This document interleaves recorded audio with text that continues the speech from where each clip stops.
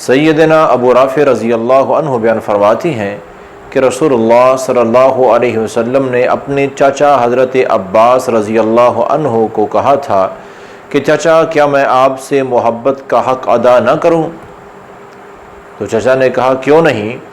تو اس وقت آپ نے فرمایا کہ چاچا جی اگر آپ یہ نماز پڑھ لیں، نماز تسبیح، اگر یہ نماز آپ پڑھ لیں تو اللہ تعالیٰ اس نماز کی برکت سے آپ کے چھوٹے بڑے اعلانیہ پوشیدہ تمام قسم کے، حتیٰ کہ آپ نے فرمایا کہ اگر آپ کے گناہ ریت کے ذرات کے برابر بھی ہیں، اب دیکھیں ریت، ریگستان کی ریت اور ریت کے ذرے کتنے ہوتے ہیں، لا تعداد، فرمایا کہ اگر ریت کے ذرات کے برابر بھی آپ کے گناہ ہوں گے تو اللہ تعالیٰ اس نماز کی برکت سے معاف فرما دیں گے۔ پھر آپ نے اس نماز کا طریقہ بتایا، یعنی کہ نماز تسبیح کا طریقہ۔ اور یہ بات یاد رکھیں، نماز تسبیح اکیلے پڑھنی ہوتی ہے، مرد پڑھے خواہ عورت پڑھے، اس کی جماعت کروانا سنت سے ثابت نہیں ہے، تو عمل اسی طرح کرنا چاہیے جس طرح نبی کریم صلی اللہ علیہ وسلم نے سکھایا ہے، اکیلے پڑھنی چاہیے، اور یہ بالکل آسان ہے۔ اس کے لیے ایک دعا یاد کرنی ہے، سبحان اللہ والحمد للہ ولا الہ الا اللہ واللہ اکبر، بس یہ چند کلمات ہیں۔ تو پھر آپ نے طریقہ بتایا کہ چاچا 4 رکعت نماز پڑھنی ہے، نفل نماز، فرضی نماز کے علاوہ نفل نماز 4 رکعت اس نماز تسبیح کی نیت سے آپ نے پڑھنی ہے، نفل نماز۔ تو طریقہ یہ ہوگا کہ نماز شروع کرنی ہے عام نماز کی طرح ہی، نماز پڑھتے جائیں، ثنا کے بعد سورۃ الفاتحہ پڑھیں، اس کے بعد جو قرآن کی کوئی سورت آپ نے پڑھنی ہے وہ پڑھیں۔ رکوع کرنے سے پہلے ہاتھ باندھ کے کھڑے ہوئے ہیں تو رکوع کرنے سے پہلے وہاں کھڑے ہاتھ باندھے آپ نے 15 مرتبہ یہ دعا پڑھنی ہے، سبحان اللہ والحمد للہ ولا الہ الا اللہ واللہ اکبر، 15 بار اس کو پڑھنا ہے۔ پھر اللہ اکبر کہہ کے رکوع جائیں، رکوع کی جو تسبیح ہے سبحان ربی العظیم، اس کو 3 بار پڑھنے کے بعد رکوع میں ہی رہنا ہے، کھڑے نہیں ہونا، رکوع میں ہی 10 بار یہی دعا، پھر سبحان اللہ والحمد للہ ولا الہ الا اللہ واللہ اکبر 10 بار یہ پھر پڑھنی ہے۔ اور پھر رکوع سے سر اٹھانا ہے، سمیع اللہ لمن حمد ربنا ولک الحمد، یہ پڑھنے کے بعد پھر وہاں کھڑے سجدہ کرنے سے پہلے وہاں کھڑے 10 مرتبہ یہ دعا پھر پڑھنی ہے، سبحان اللہ والحمد للہ ولا الہ الا اللہ واللہ اکبر۔ پھر سجدے میں جانا ہے، اللہ اکبر کہہ کے پھر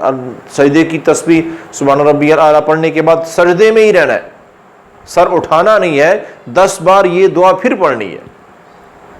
میں بار بار اس لیے پڑھ رہا ہوں کہ پڑھنے میں اور آپ کو ایک تو تلفظ کی ادائیگی آسان ہو جائے گی اور دوسرا یاد کرنے میں آسانی بالکل آسان ہے، سبحان اللہ والحمد للہ ولا الہ الا اللہ واللہ اکبر۔ تو فرمایا کہ سجدے میں چچا جی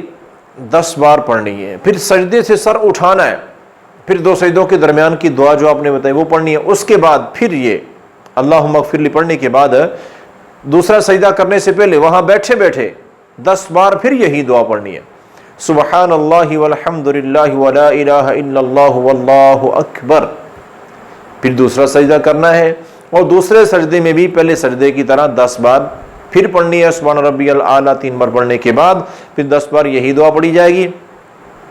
پھر آپ نے فرمایا کہ سجدے سے سر اٹھانا ہے اور بیٹھ جانا ہے، جس کو جلسہ استراحت کہتے ہیں۔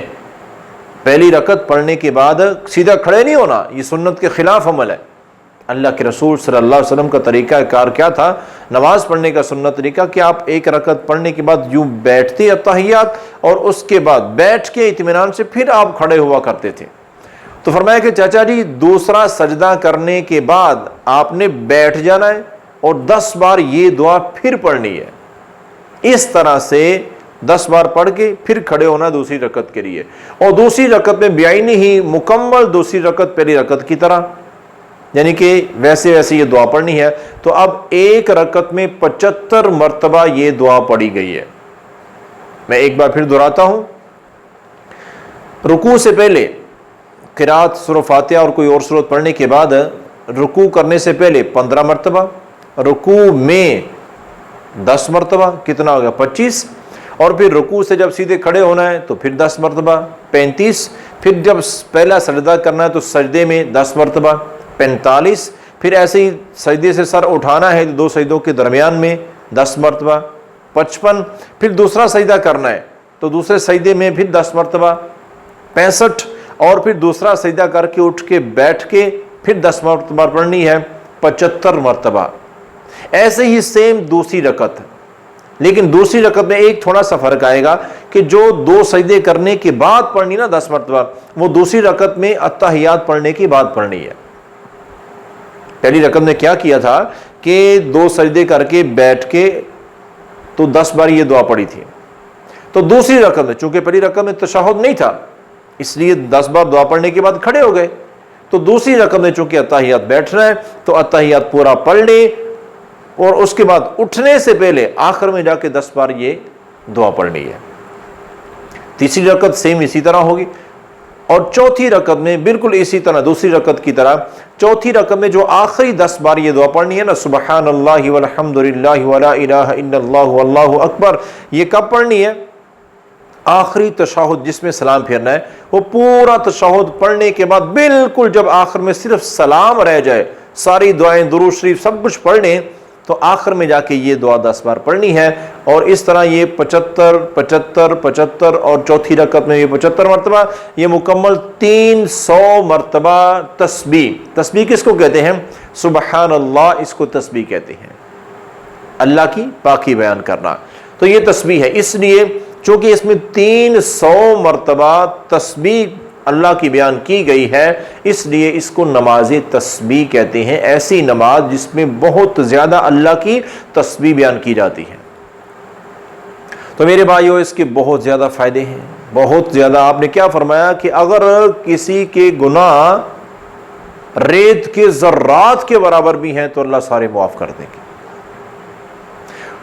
تو پھر آپ صلی اللہ علیہ وسلم کے چچا حضرت عباس رضی اللہ عنہ نے عرض کی کہ اللہ کے رسول صلی اللہ علیہ وسلم، یہ تو روزانہ پڑھنا مشکل کام ہے۔ تو فرمایا کہ چچا روزانہ پڑھ سکتے ہو تو بڑی اچھی بات ہے، وگرنہ ہفتے میں ایک بار ضرور پڑھو، اگر ہفتے میں بھی نہ پڑھ سکو تو مہینے میں 1 مرتبہ، اور پھر آپ نے کہا اگر مہینے میں بھی 1 بار نہ پڑھ سکو تو سال میں 1 مرتبہ، اور آخر میں آپ نے کیا فرمایا کہ اگر سال میں بھی نہ پڑھ سکو نا تو زندگی میں 1 بار یہ عمل ضرور کر لینا، اللہ تمام گناہ معاف فرما دیں گے۔